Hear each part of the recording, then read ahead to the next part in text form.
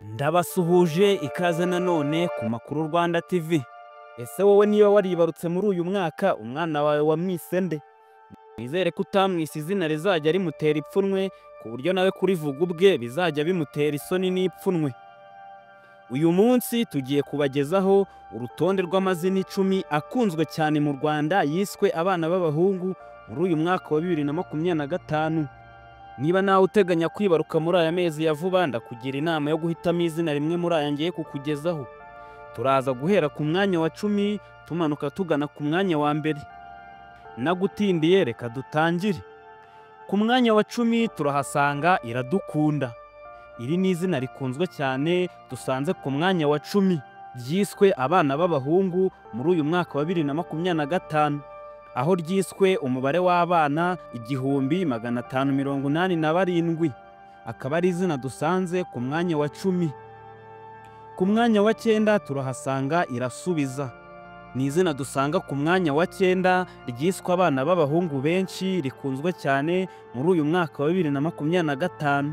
Aho ryiswe abana 1590. Ku mwanya wa 8 turahasanga Izi Byose.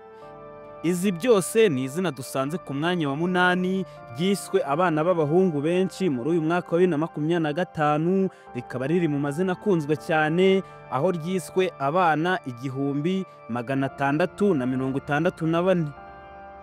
Ku mwanya wa 7 turahasanga Ineza. Iri zina wibuke ko rihuriweho n'ibitsina byombi, yaba umuhungu cyangwa umukobwa ufite kuba warimwita. Izina Ineza ni izina dusanze ku mwanya wa 7 mu mazina 10 akunzwe cyane yiswe abana b'abahungu muri uyu mwaka wa 2025, aho ryiswe abana 1904. Ku mwanya wa 6 turahasanga Igira Neza. Igira Neza ni izina dusanze ku mwanya wa 6 rikunzwe cyane muri uyu mwaka wa 2025 ryiswe abana b'abahungu, aho ryiswe abana 1939. Tudatinze reka dukomereze ku mwanya wa 5. Ku mwanya wa 5 turahasanga Irakoze. Irakoze ni izina rikunzwe cyane muri uyu mwaka dusanze ku mwanya wa 5, aho ryiswe abana b'abahungu 2362. Ku mwanya wa 4 turahasanga izina Hirwa. Hirwa ni izina riri ku mwanya wa 4 mu mazina y'abahungu akunzwe cyane muri uyu mwaka, aho ryiswe abana b'abahungu 2415. Ku mwanya wa 3 turahasanga Mugisha.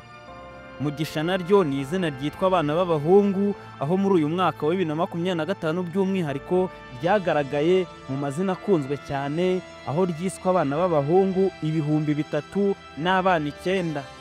Ku mwanya wa 2 tudatinze turahasanga izina Iganze. Iri zina Iganze naryo ni izina rikunzwe cyane, ndetse no mu myaka yindi ya vuba iri zina byagaragaye ko rikunzwe cyane, ndetse no mu yizaza bigaragara ko rizakomeza gukundwa. Izina Iganze riri ku mwanya wa 2, aho riri mu yakunzwe cyane muri uyu mwaka wa 2025, rikaba ryariswe abana b'abahungu 3239. Ku mwanya wa mbere turahasanga Ishimwe. Ishimwe naryo ni izina ryitwa umwana w'umuhungu cyangwa umwana w'umukobwa, uwo ari we wese ufite kuba warimwita kuko barihuriyeho. Iri zina Ishimwe niryo ryakunzwe cyane muri iyi myaka ya vuba, by'umwihariko muri uyu mwaka turimo wa 2025 niryo ryiswe abana b'abahungu benshi, aho ryiswe abana b'abahungu 6751. Yari amazina 10 akunzwe muri uyu mwaka wa 2025 twabagezagaho. Nawe ufite kuba wahitamo izina uzita umwana wawe witegura kwibaruka vuba aha. Ndagushimiye wari udukurikiye, wibuke kugenda ukanza subscribe.